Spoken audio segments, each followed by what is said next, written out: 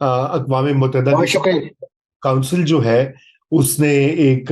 Resolution جو روس نے ڈرافٹ کی اس کو ریجیکٹ کر دیا اسرائیل اور حماس کی جنگ کے اوپر. اور یہ کہ سعودی عربیہ کے جو ہے secretary of state Antony Blinken وہ وہاں گئے سعودی عربیہ اور ان کو کافی گھنٹے انتظار کروایا گیا. غالباً کیا میسج دیا گیا, تو ذرا تھوڑا سا ہمیں اپڈیٹ کریں پھر ہم آگے بڑھتے ہیں. جی جی یقیناً جی، آج کی جو دن کی شروعات ہے وہ تو جو رات لیٹ نائٹ ڈیولپمنٹ ہوئی تھی یو این سیکورٹی کاؤنسل میں، جو روس کی قرارداد کو ویٹو کیا گیا تھا برطانیہ اور امریکہ کی طرف سے، تو وہ ایک متوقع رزلٹ تھا. اور میں سمجھتا ہوں کہ یہ جتنا ویٹ کیا گیا، اس کو خاص طور پہ لنگر آن کیا گیا اس سو کالڈ انٹرنیشنل ڈپلومیسی کی ایفرٹ کو، وہ صرف اور صرف مجھے لگتا ہے کہ ایک ٹائم بائی کرنے کی ایفرٹ تھی، کہ جس کے نتیجے میں اسرائیل جو ہے امریکی سرپرستی میں فلسطینیوں کے خلاف اپنی جتنی بھی ملٹری مائٹ ہے اس کا ایک لحاظ سے دنیا سے خراج وصول کر لے. تو وہ تقریباً 9ویں دن جا کے یہ جو قرارداد جو ہے یہ ٹیبل ہوئی، اور اس کے بعد ہم نے اس کا نتیجہ بھی دیکھ لیا کہ وہ 5-4 سے ناک آؤٹ ہوگی، اور 6 لوگ جو ہے، جس طریقے سے ہمیشہ سیکورٹی کاؤنسل کے جو نان پرماننٹ ممبر ہے وہ طاقتور ملکوں کے ہی رحم و کرم پہ ہوتے ہیں، کیونکہ اپنی جو ٹرم بھی انہوں نے پوری کرنی ہوتی ہے انہیں کے رحم و کرم پہ. تو باقی جو ممالک ہیں انہوں نے ابسٹین کر لیا 6 نے. تو میں سمجھتا ہوں کہ یہ ایک جسے کہنا چاہیے ویلتھ انڈرسٹوڈ رزلٹ تھا، لیکن بہرحال ایک ایکسرسائز کی گئی. اور اب برازیل کی باری ہے کہ وہ شاید اسی نوعیت کی کوئی ریزولوشن جو ہے وہ ٹیبل کرنے جا رہا ہے. اس کا انجام بھی یقیناً یہی ہوگا، لیکن اس میں اگر تو حماس کی کنڈیمنیشن یا اس نوعیت کا بہت ہی کوئی سویر میسج ہوگا اس فریڈم فائٹر آرگنائزیشن کے لیے، تو ممکن ہے کہ وہ کسی نہ کسی طریقے سے کسی درجے میں وہاں قبولیت کا شرف حاصل کر لے. لیکن وہ بھی کتنی بائنڈنگ ہوتی ہے یا کتنا زیادہ اپنا ایک مینڈیٹ جو ہے وہ امپلیمنٹ کر سکتی ہے، یہ بھی آنے والے دن ہی ہمیں بتا سکتے ہیں، آنے والا وقت بتائے گا. لیکن میں سمجھتا ہوں کہ اس کے ساتھ ساتھ جو آج دن بھر جو ایکٹیویٹی متوقع تھی وہ یہی تھا کہ کسی لمحے شاید سیز فائر ہو، اور غزہ کو جو اس وقت ڈیسپریٹ ریکوائرمنٹ ہے ہیومینیٹیرین ایڈ کی، اور خاص طور پہ وہاں جو ایک ہیومینیٹیرین کرائسس جنم لے رہا ہے اسرائیل کی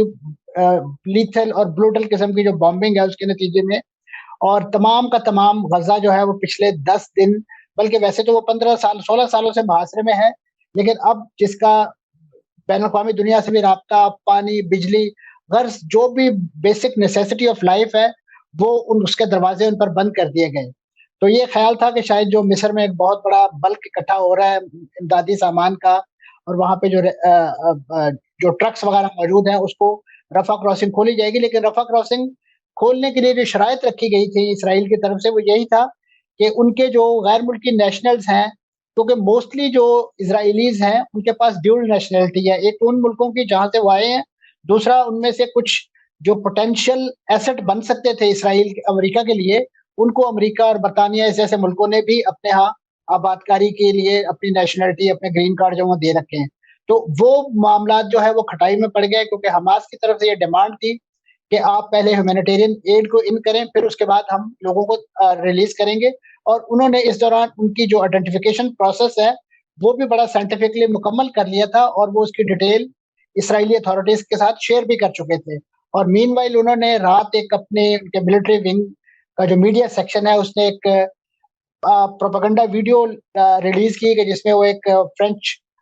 جو ہاسٹیج خاتون ہے اس کو وہ میڈیکل ٹریٹمنٹ دیتے ہوئے دکھایا، اور ایک اپنا ہیومن جسچر جو ہے وہ دنیا کے سامنے پیش کیا کہ ہم جو پریزنر آف وار ہیں یا جو لوگ ہماری کیپٹیوٹی میں ہیں ہم ان کے ساتھ حسن سلوک سے پیش آ رہے ہیں، ان لائک دا اسرائیلیز کہ جن کی جیلوں میں بھی لوگ جو ہے وہ بنیادی ضروریات سے محروم ہیں. اور ظاہر ہے اب جنگ کے دنوں میں جو لوگ ان کے ہتھے چڑھے ہیں ان کا انجام تو یقیناً اس سے کئی گنا زیادہ یعنی پریشان کن اور تکلیف دہ ہوگا. تو یہ ایک آل ڈے ایفرٹ تھی جو ابھی تک ہمارے سامنے آئی ہے، اور لیکن اس میں ہمیں نہ تو بارڈر کھلتا نظر آیا اور نہ ہی اس کے بعد جو ہے، لیکن اس کے ساتھ ساتھ اسرائیل کی جو بامبنگ ہے وہ مسلسل جاری رہی. اور اس دوران تھوڑا سا جو جنوبی لبنان کی سرحد ہے وہاں سے بھی حزب اللہ کی طرف سے ایک انکرجن کی کوشش کی گئی، جس کے نتیجے میں 3 اسرائیلی جو ہے ایسٹرن بارڈر پر جو ہے وہ ان کی کیجویلٹی رپورٹ ہوئی ہے اسرائیلیوں کی. تو وہاں پہ بھی تھوڑا سا ایک محاذ گرم ہے. اور اسی طریقے سے جو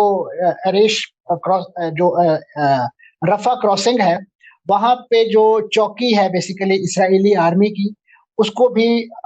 جو وہاں پہ حماس کے لوگ ہیں انہوں نے ٹارگٹ کرنے کی کوشش کی، لیکن وہ ایز سچ اس کو ڈیمیج نہیں پہنچا سکے. لیکن بہرحال وہ بھی ایک جواز ملا دوبارہ سے اسرائیل کو اور خاص طور پہ امریکہ کو کہ اب صورتحال. اور اس کے ساتھ ساتھ جو ہمیں امریکن فرنٹ پہ جو ڈیولپمنٹ دیکھنے کو ملی وہ یہ تھا کہ جو مڈل ایسٹ میں پینٹاگون کے چیف ہیں جنرل مائیکل جو ہے وہ انہوں نے غیر اعلانیہ اپنا جو وزٹ ہے وہ شیڈیول کر رکھا ہے اور وہ خطے میں موجود ہے. اور ان کا مقصد یہی ہے کہ ایک تو وہ جو پہلے سے بحری بیڑا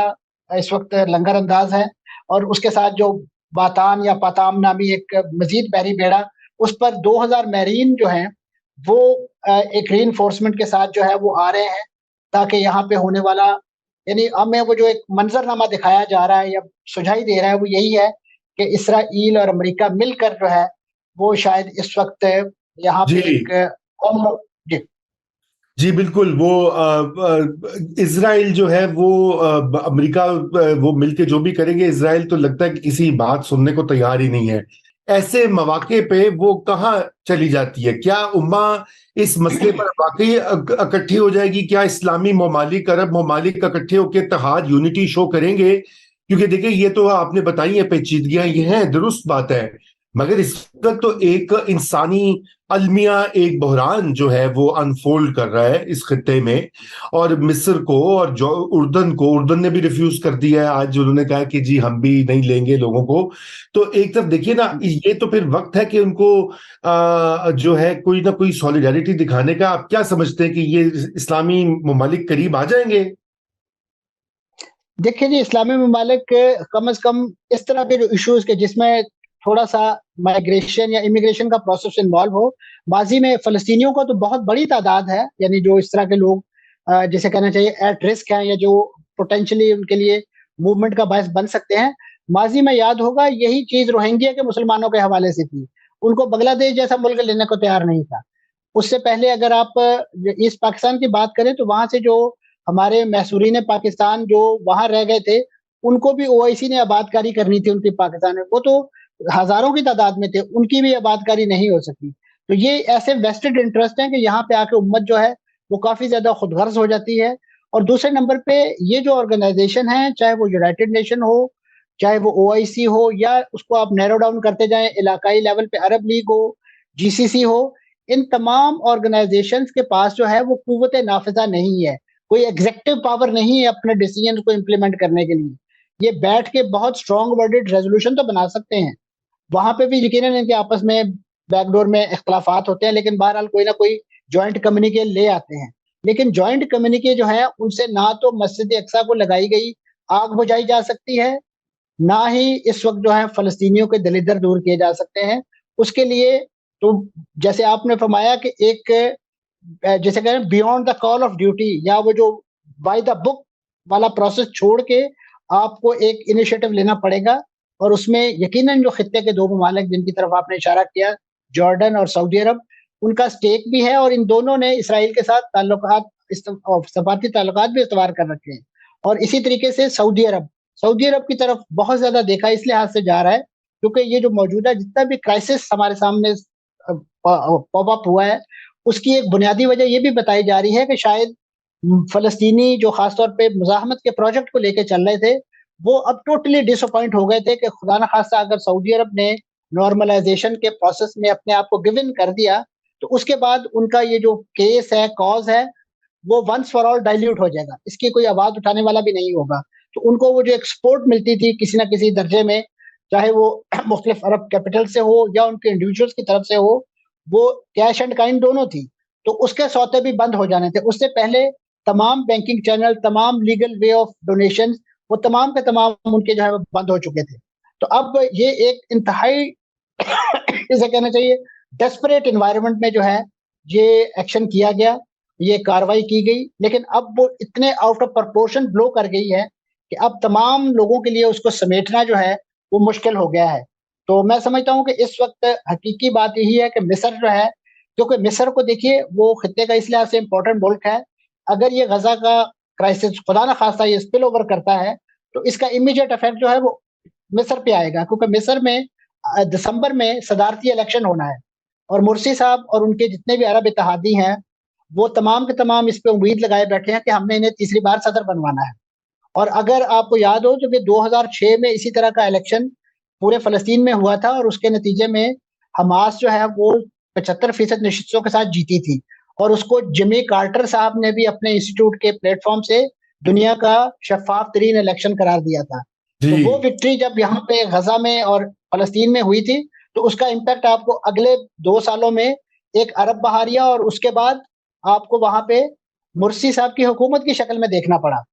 تو آج اگر یہاں پہ یہ پروجیکٹ کامیاب ہو جاتا ہے, حماس کی یہ جو ایفرٹ ہے یہ پازیٹیولی کوئی فروٹ لے آتی ہے, تو اس کا امپیکٹ جو ہے وہ لازماً مصر میں بھی ٹریول کرے گا اور دوسرے عرب ملکوں میں بھی کرے گا.